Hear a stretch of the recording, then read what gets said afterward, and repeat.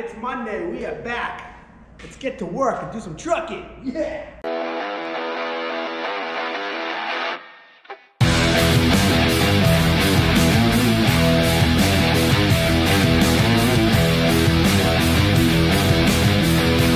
The Boston Trucker here. Welcome to my channel. I hope you enjoy it.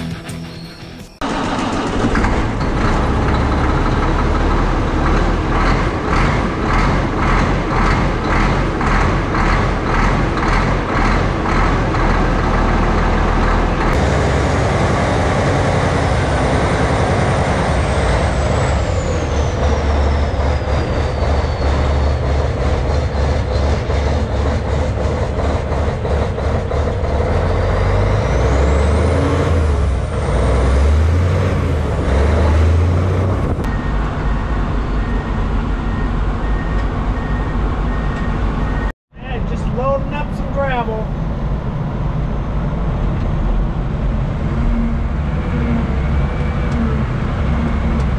Wet gravel. Gonna dig through the pile and find some dry stuff.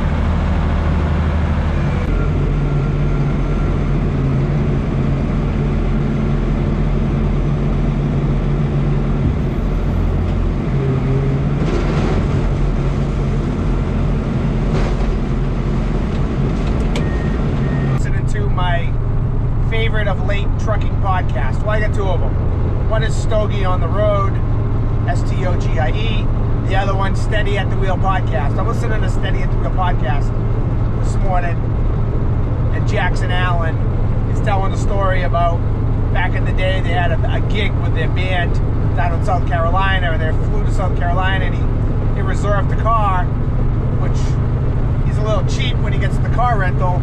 He just wants the bare bones car. It's $14 a day. He reserves a Ford Escort. Anybody remember the Ford Escorts back in the day? And he gets there, and they apologize to him. They say, sorry, we're out of Ford Escorts, but you can have a Cadillac or a BMW, same price. He takes the Cadillac, which reminds me of a story. Back around 1996, 97, I'm on my way to LA. I was running LA every week out of Minnesota or from the East Coast. I mean, every week I was in LA, California. That's where I like to run. Sunday afternoon, pull with the Little Sisters in Barstow, truck wash. Get your truck all washed. If you need to get it polished, you get it polished. And go across the street to Rip Griffin's truck stop, get a meal, take a nap, get up early in the morning. 3 o'clock in the morning, go down the hill, drop down to LA, go to your delivery. Well, that Sunday afternoon, I ran into my one of my best friends, Ed Torvin. He had one of the white Peterbilts like I did, a Bud Meyer. The way you could tell ours apart were I had one tank cover on the front of my tanks. He had one on each end of his tanks. He also had a Swan on his hood. I didn't have a Swan at the time.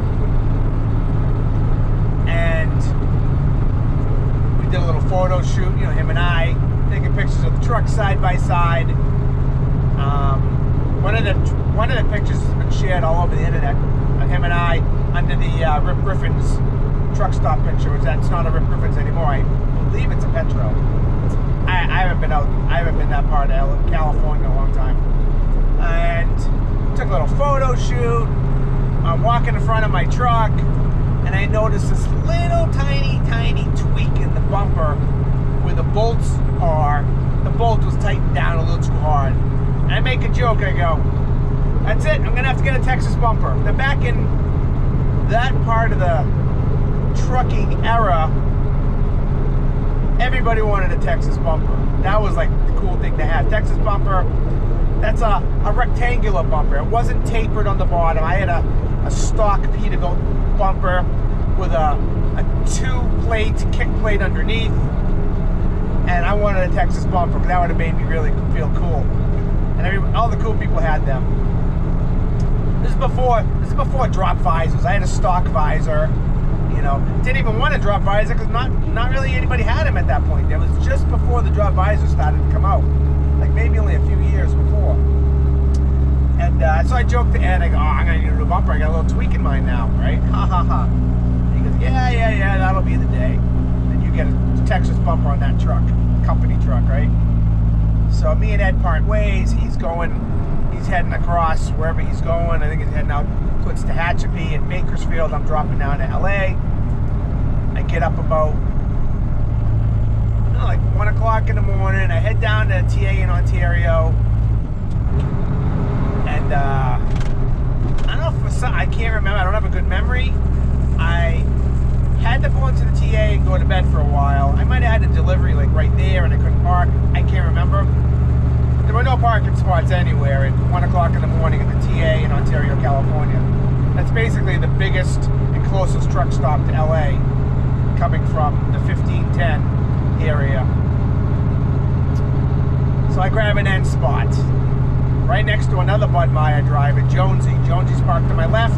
I'm on the right. At 1 o'clock in the morning, I'm going to grab a couple hour nap. About an hour later, the truck starts rocking. I thought I was in another earthquake. I thought it was an earthquake again. I jump out of the bunk, and I'm groggy. I'm kind of out of it, and I see a truck pulling into a spot right in front of me, and I'm like, did he just hit my truck? I get out. My bumper is pulled out. My fender is squashed. My headlights are on the ground on the passenger side. And he hit my truck, so I jump out. I get my clothes on. I run over and the guy's already in the bunk, an old timer. And I go, dude, I'm banging on the truck. Bump, bump, bump, bump, bump. Hey, Interstate. Drove for Interstate out of the green trucks out of Northwest. Interstate, you just hit my truck. He's like, I didn't know I hit your truck. I go, dude, you just hit my truck.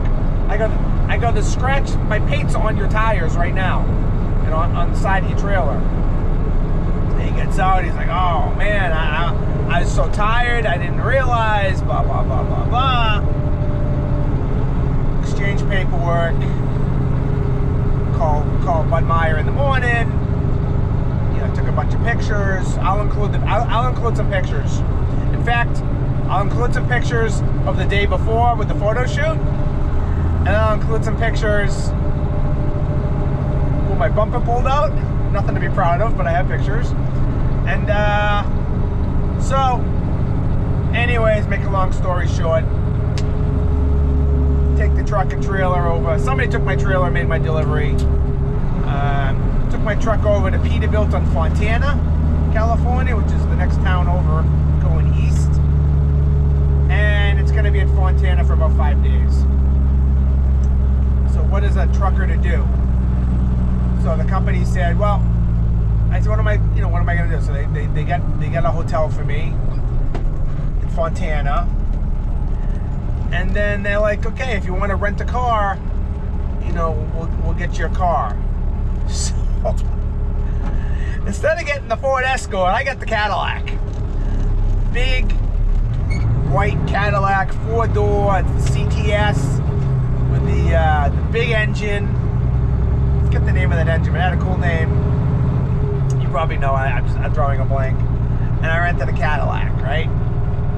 And most normal people, and most of us aren't normal. If you're watching a trucking video right now on a Sunday morning, you're probably not normal either, right? Most normal people will take the car and go sightseeing. Go to Beverly Hills, go to San Diego, go to the beach. Not me. Every day I hung out at the TA in Ontario. Every day. And every day, us Bud Meyer drivers, there was always some Bud Meyer drivers at the truck stop, either waiting to deliver or waiting for a load, stopping in there. We had our own, we called it the Bud Meyer row, or party row. It was the row in the back that runs along I-10. Most of you guys know that. I'll include some pictures of that. And every day I go to the truck stop, and then I pick up a bunch of my drivers were hanging out. I pick them up, we jump in the Cadillac. We go get steak down the street. I think there was a Ruth Chris. I go to the strip joint every day. I mean, listen, I'm being honest with you. This is what I did back then. I'm not proud of it. I go over to, I got a bad memory, but I remember the name of the strip joint. The Tropical Lei, L-E-I, or L-I-A, on Foothill Boulevard in Upland, California. It's you got 10 on the 10 West. If you exit, you're in Upland, you make a right, go all the way to the end, make a left on Foothill, it's right there on the right. I don't know if it's still there, but I was in there every day with my buddies, my trucker buddies. We hang out there and we go get dinner and hang out at the truck stop and get a big booth and just hang out. It's good old days of trucking. So I get my truck back, so I told my head of maintenance, I go, I want a Texas bumper. Since we're replacing this bumper, I want a Texas bumper. I'll pay the difference. You know, which they got me a bumper, nice rectile bumper. I don't think it was box ends. I think it was tapered ends. It was tapered ends. I'm looking at my pictures again. Tapered end bumper. Look nice. So I call Ed. I go, Ed, hey, remember how I was joking around with you that I should get a Texas bumper because I got this little tweak in my bumper? He goes, yeah. I go, I got a Texas bumper. He goes, no, you don't. I go, I do. He goes, how? And I told him the story. He goes, you son of a gun. I jinxed myself the night before talking about my tweak in the bumper. I got more than a tweak. Pulled that thing right out. Good times. Good times. Got that Texas bumper put on there. Always had the stock visor. I put a lot of chrome into that truck. I did the grill bars. I did instead of light panels, I had chrome panels, blank panels, all under the bunk, under the cab. I put on the chrome cowl pieces. The entire dash was chrome, tire dash. I put in silver carpeting, no shoes allowed in my truck. I chromed out every lug nut on that frame. Every truck show, I painted the frame. I blue taped each lug nut. I would spray paint the frame with shiny gloss black. It looked good. It looked good. I had leather cover, fifth wheel cover, leather cover on the front of my tanks with a leather cover to match deck plate cover, with a leather cover to match winter front on the grill for the winter. Chrome mud flaps everywhere. I had chrome windshield post. That truck was, I didn't miss a trick. No drop visor though, because like I said, drop visors weren't the rage at the time. Now I look back at those pictures of that truck with the stock bumper, with the kick plate, and I'm like, that was pretty cool actually. Back then I didn't think it was so cool, that stock bumper. But now I'm like, well, that was pretty awesome. I'll include a picture of that too. I got lots of pictures, which is good because my memory isn't the best. But, man, I love that truck. And I remember when they got rid of that truck,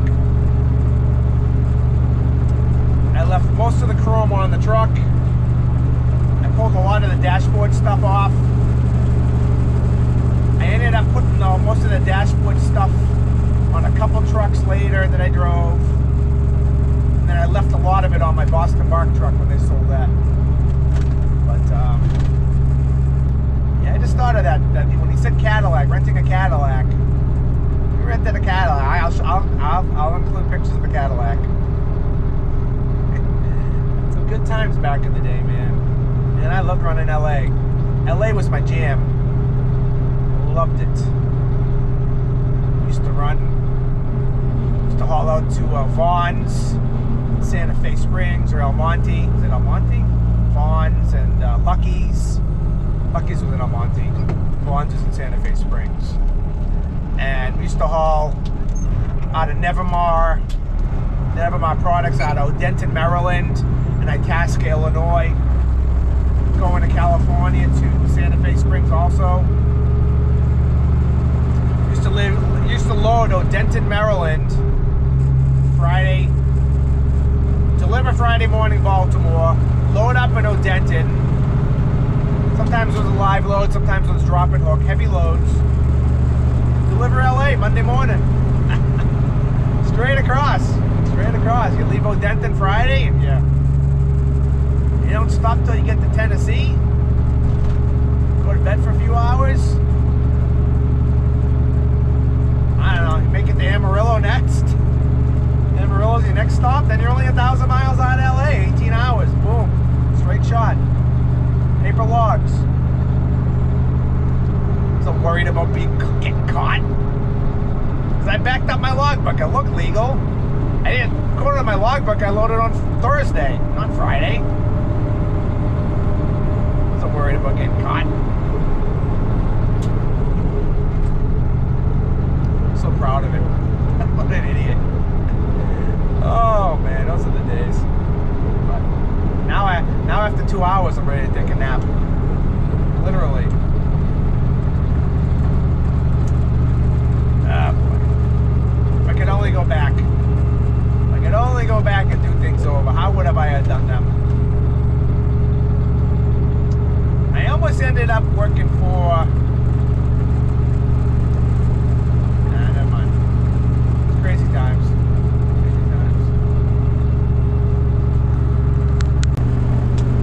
Back in those days at Bud Meyer, I mean, I was averaging 4,600 miles a week, 160,000 miles a year. I remember that, 160,000 miles a year. Didn't go home much. My choice. Instead of taking time off, I go to a truck show. I was going to like 10 truck shows a year. That was my time off. And then when Bud Meyer was going out, and I switched companies in '98, and I drove for Gary Ponds for a year, and I went from 4,600 miles a week to 5,000 miles a week. Burned myself right out. That's a fun job, though. Jeez, that's some crazy stuff on that job. I've talked about that before. Can you tell I miss over-the-road trucking? And people are like, do you miss over-the-road? Yeah, every day. Every day. Would I go back over the road? Probably not full time. I'd love a few more years, a couple weeks a year. Let's make it round to California. I'll fly somewhere. Somebody's got a cool truck for me to drive.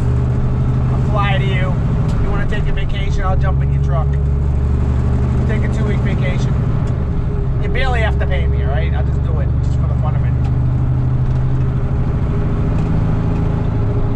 I've had offers. I bet, I know Jeremy Gouge at IMT in Garner, Iowa. He let me drive anything probably for a couple weeks. That guy's got some badass rides. Look up IMT. I drove one of his trucks in Super Rigs a few years, a black A model that I couldn't even see over the steering wheel. That guy, that was a great interview. I really... Yeah, you know, that's a cool dude. That's the guy I wish I'd seen more. Good guy. Big company. Badass ride. He didn't buy no automatics and slope-toe trucks. He buys all... He'll buy like 20 W900s. Chicken lights. And just badass trucks. It's the kind of guy I want to work for someday. The other thing I do is... I don't always watch my videos back, and when I'm editing them... Sometimes I'm not paying as much attention as I should because I'm doing other things. And then I want to get the video out for Sunday morning if I can. And so I post it, and then it's up. And once it's up, it's up. I'm not going to take it down to re-edit it if I make any mistakes. And then sometimes Sunday night I'll re-watch my videos while I'm doing stuff around the house. And then I'll notice where I messed up. And, like the last video, I mentioned going to Matt's 3 different times when really I should only mention it once in the video. And that's because I wasn't paying attention to my editing process. And what happens also when you edit a video, this might be filed on it, who cares, but I gotta make content. So, you're making a video, when I add words to something, like at one point I wrote, this is take 17 of promoting me going to Matt's for Shell Rotella. I put those words right where the video section is of me doing that. But if you edit the video after that, it screws up the timeline and it moves the words earlier in the video. So I'm watching the video and I'm dumping out, I'm opening up my slurry locks, getting ready to dump, and it says, here's take 17 of promotion. And it was 2 more frames till that promotion actually happened. That's the life of the video guy. And there you go, it's an inside peek. And people were asking me on my trip in Israel, like, how did I get started on making YouTube videos? And it wasn't anything I did on purpose. What happened was, 2009, my son was 2.5, and I was hauling dirty dirt at the time. I had a big W900 with a walk-in bunk. It was my first year doing dump trucks, 2009. And I just shot a video. Hey, this is your dad. I'm on the job, getting loaded. Had the operator, this kid Craig. Hey, Craig, say hi to my son, blah, blah, blah. And I put it on YouTube. And I don't know why I put it on YouTube. And got a few hits, you know, and then posted another video. Didn't really have many videos. I don't think I had any other videos from working there. But I just started posting videos, and it's been a slow build for me. YouTube's been its viewership trickles up all the time. It's great. Sometimes I lose a few. I don't really pay attention to the numbers, but I do notice it's a slow build. And I love YouTube. I love YouTube so much. Anybody who spent any time watching my videos, it's a great feeling to me. I'm honored. I love following other people on YouTube, and I'm in the audience like everybody else, just like, wow. And some people make some awesome videos, and I try to take mental notes, and sometimes there are improvements in my videos that maybe you don't notice, but a lot of them are tricks I pick up from other people watching them. Like this week I was watching a couple female drivers. I think one's name is Becky Giles. She drives a lorry. A lorry is a truck in England. And my friend Gemma Warren, Gemma. I've met Gemma Warren. She's a cool female truck driver. And watching some of the way they shoot their videos, and it's obvious to me they're using the GoPro 360 Max, which is what I'm using right now. And they're really good at shooting the 360 footage. I'm not great at editing that yet. And the GoPro 360 Max has a lens on both sides, and you are able to shoot video from both sides, and when you edit it, you can spin the video around.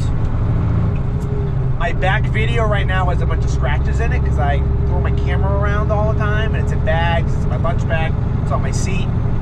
And I have a buffing kit that I bought, a Dremel for the buffing wheel. I'm gonna have to repolish it, so I haven't been shooting any 360 video much lately. I did a little bit in Israel. That's where it got scratched. But I watch their videos. They get some cool videos. They get really cool angles. Yeah, so I watch other people and try to pick up a little skills. Some people get drones. I don't have a drone. I'd crash a drone in about 5 seconds. I'd have it at the gravel pit. I'd crash it right into a loader probably. That'd be something. But yeah, some really cool people out there making videos. And but I appreciate the people just walking around with a camera talking to themselves. That's what I do. That's where I'm comfortable. That's my process. I got the camera in my hand. I get out of the truck. Talk to the hand. And half of it makes it a video, half it doesn't. Half of it is garbage. So I was thinking to myself the other day, I wonder if I can make a living just being a YouTube video maker, driving part-time. I have this whole thing in my head where after going to Israel, in England, if I could just like fly somewhere, like somebody says, hey Mike, come to wherever I am, drive my truck for a week, shoot all the footage you want. If I could do that, that'd be pretty cool. Like in my retirement years, You know, like, hey, I'm in wherever. I'm in Israel. A guy, when I was in Israel, reached out to me. Hey, come to work with me for the day, and I'll even let you drive my truck. He has a Scania cab over. And oh my God, I wanted to so much. It was my last day. We had to fly out. And I was with the family too, but I think they would have understood. And my wife was like, "You gonna?" Actually, she actually said something to my wife. She's like, "You gonna do it?" I go, "I can't. We're gonna fly in like 5 hours. How am I gonna do that? It's 30 miles away. I gotta grab I don't have a car here. I got an Uber, a taxi. You know." And I'm like, if I had only known a few days earlier. But that'd be pretty cool if I could. You're watching this video and you got a cool ride. Let's say you want to go on a vacation. Need somebody to take over for a week. Throw me an offer. Maybe we can make it happen. I don't have much vacation time over here. I only really have 2 weeks vacation, which I pretty much used most of it on this trip. Even though I got 2-3 day trips coming up for Shell Rotella, but those are unpaid days. Here, Shell Rotella will pay me. But yeah, I'm just thinking about it. It'd be pretty cool. Hey Mike, I got a big 359 and a 350-inch wheelbase. Come take it for a ride. You want to go to Salinas to get a load of broccoli? Oh wait, no, that's Florida. You want to go to Salinas, get some grapes? Go over Donna? Yeah, let's do it. How many days do you think it would take for me to go, yeah, I'm ready to go back home? I don't know. Week? Oh, I gotta get a call. All right, we're gonna drop the trailer and bobtail down to Cromero and Northborough and pick up my wagon. Liner's in. Just gonna finish my lunch real quick. Go get my wagon. I feel like I want to explain better what happened to the liner. Because one comment, I get this comment once in a while, they go, if you worked where I worked, you and the operator would have been fired. Sometimes I get that, they say, oh, if you were making videos where I work, you'd be fired. I live by the credo, cover your ass. I don't do anything that could get me fired, number one. I came in from vacation, trailer's been sitting for 2 weeks, right? Covered in snow and ice. Hey boss, trailer's got ice. I put it in the air, tried banging it out, nothing's coming out. What do you want to do? Do we want to clean it out? Do we want to put salt in it? Nah, I got boulders and cinder blocks. I'll just drop them in there, the load should come out. That's his call. Usually that works. Sometimes it works. Put in the air, the load didn't come out. The operator who did it is a front end loader operator. He's not an excavator operator, though he can run an excavator. I said, be careful of my liner. I stayed in the truck because it was a load, and if you blow a hydraulic hose, I need to be in the truck to put the trailer down in an emergency. If there's only a little bit of material in the nose and he was digging it out, I'd stay next to the operator. So after a few minutes, and I'm watching material come out through my mirrors, I'm like, okay, most of the material's out. And I'm like, I realized I haven't felt him banging anything yet. That's when I got out of the truck. And took one of the teeth, pulled the liner up. And that's what happened. Should I be fired over that? No, I didn't do anything. Confident of that. Should the operator be fired over that? No. Stuff happens. It's a learning lesson. That's it. You know, people make mistakes, people screw up. Every job. So that's that. Now I'm gonna get my wagon. Yeah, gonna be whole again. Finally, after a week. All right, let's check out the new liner. Oh yeah. Brand new.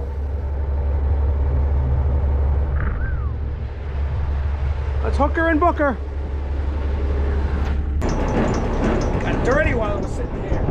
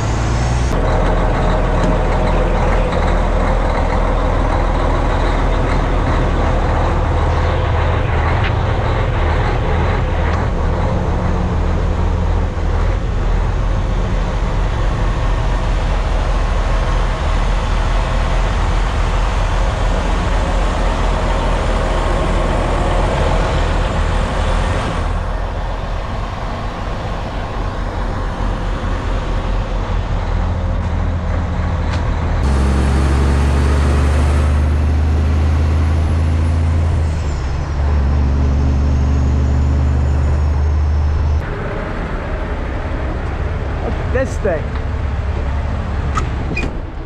Wow.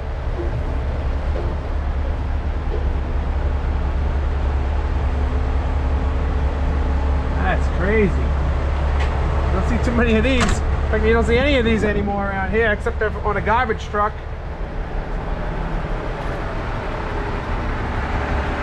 It's like something you'd see in the Middle East or in Europe.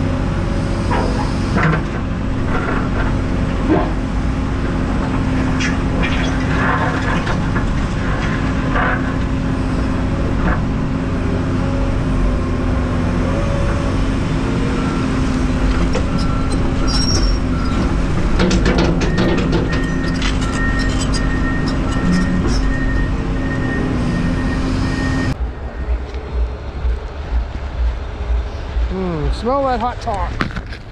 And then I fill in my ass. Happens about once a month.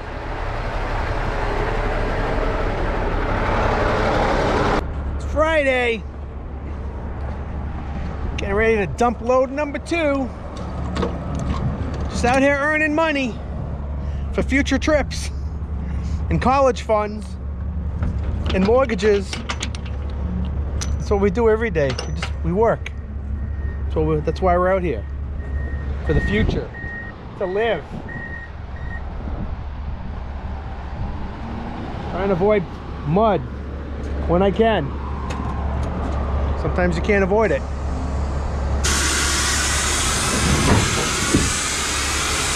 I don't know, winter's being pretty rough on my truck right now, but I'm doing the best I can.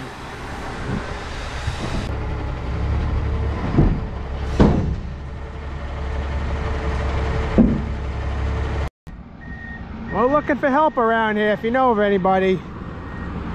Need a Class A driver. Need a lead diesel mechanic. Could use some operators, laborers. Getting ready for the busy spring season. It's right around the corner.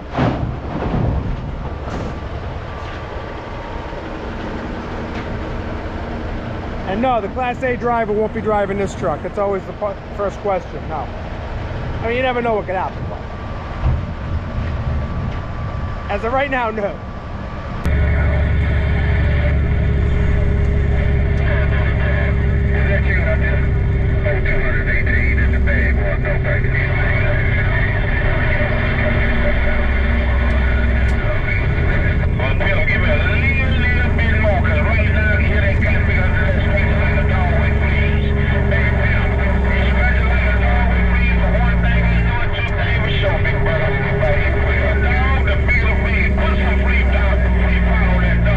Come in.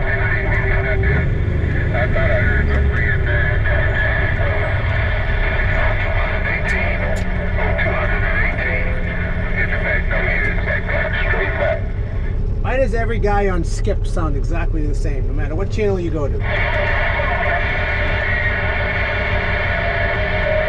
yourself a good one out there. Be safe.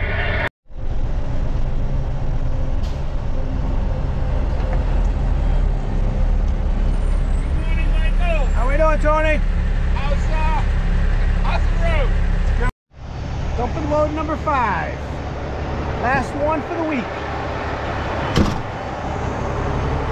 I'm gonna bring back some gravel. Every load, every trip today. Gravel back, gravel back. I think I got a video this week. I don't remember what I did this week. I know I said a bunch of stuff on video at the beginning of the week, but I don't even remember what I said. I don't even know if it was worth sharing. I mean, I don't know. I'll have to go back and look. I can't wait to find out, though. It's exciting. That's what it's like to be a subscriber to my channel, probably. It's like, I have no idea what I'm going to say, and I can't even remember by Friday. I don't remember what I did yesterday. Haven't even washed my truck all week. It's been beautiful weather every day. No rain, nothing. Next week, the complete opposite. It's going to be a cornucopia of weather. Rain and snow and wind and... truck driver who's an operator. It's a lot of them. I'm one of those truck drivers. I enjoy loading and operating, but I wouldn't want to do it for a living. I've done it here and there for like a day. That's enough. It just doesn't excite me, and that's okay. I like driving.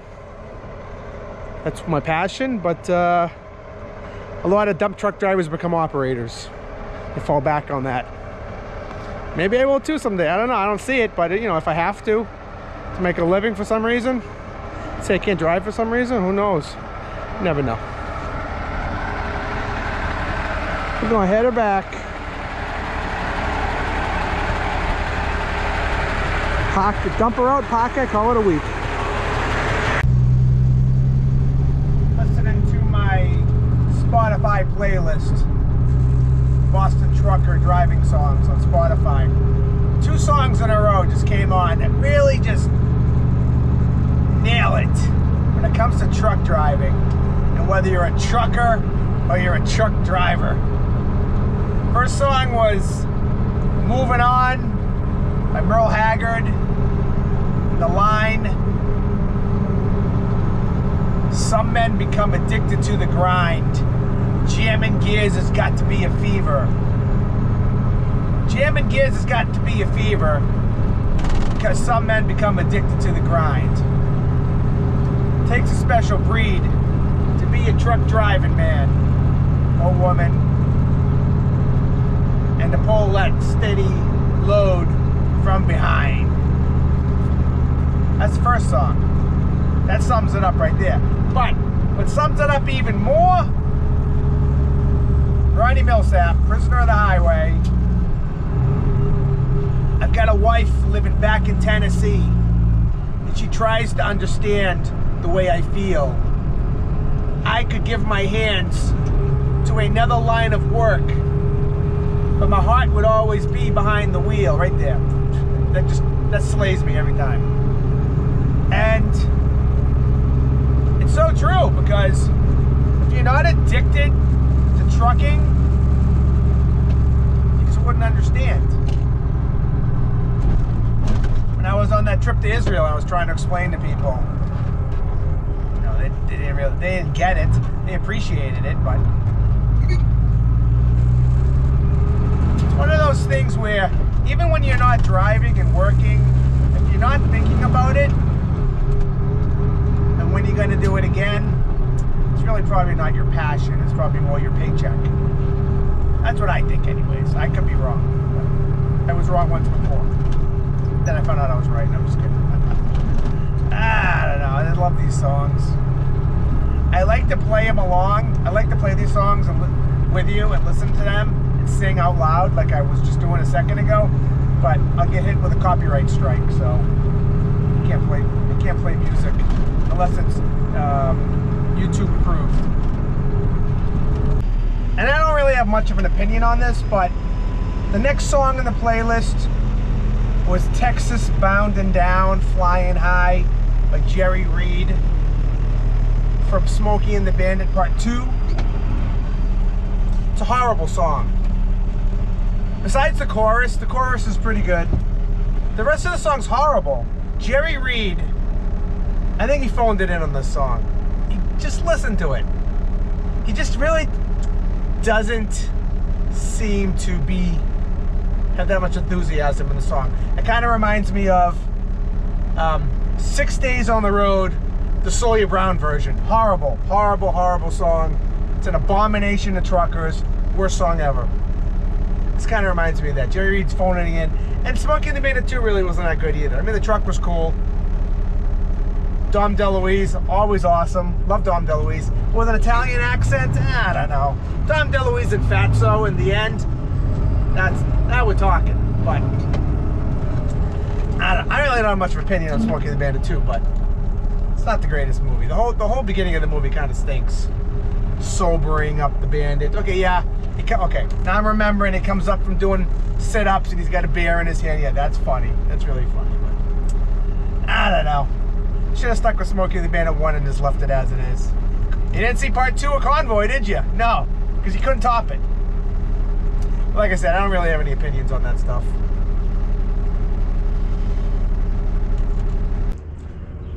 Did you drain all the air? Yep. Good man. What about you? Not yet. Just had to ask you a question. Yes, And dear. we're filming here. It's been a good week. It's been a hell of a week, right? Yeah, it's been a good Should we week. work all weekend or should we go home? Do you want to work all weekend? It all depends on what goes on with the weather. I want to enjoy snows, the weekend. I'll go up and salt Yeah, for 24 yeah, it's- hours. I don't care. See that? He wants assault for 24 hours. Doesn't matter to me. I know. I think it's gonna be too warm. Oh, yeah.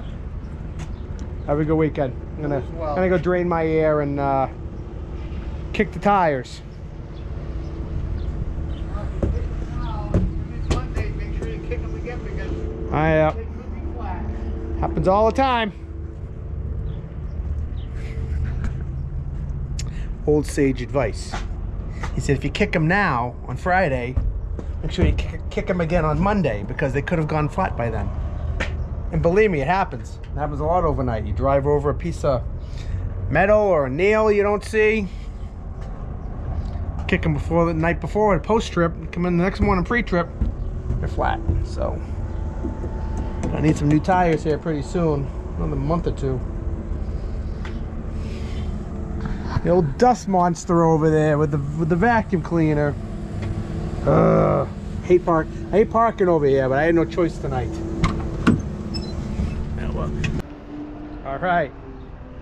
All right. Thanks for spending your time with me this week. It's been a crazy week. Next week, who knows? Next week's gonna be wet.